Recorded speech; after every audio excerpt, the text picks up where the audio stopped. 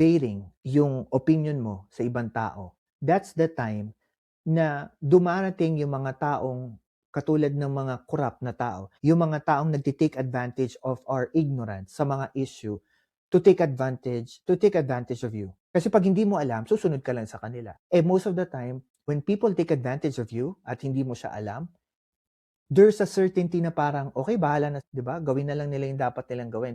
What happened to us? Ano nangyari sa atin? Pagkatapos ng ilang linggo, ilang buwan, 'pag nalaman natin yung totoo, outside what we heard, dun mo maiisip na parang ang ignorante ko, hindi ko pala alam yun, napakadali, i-research ko lang.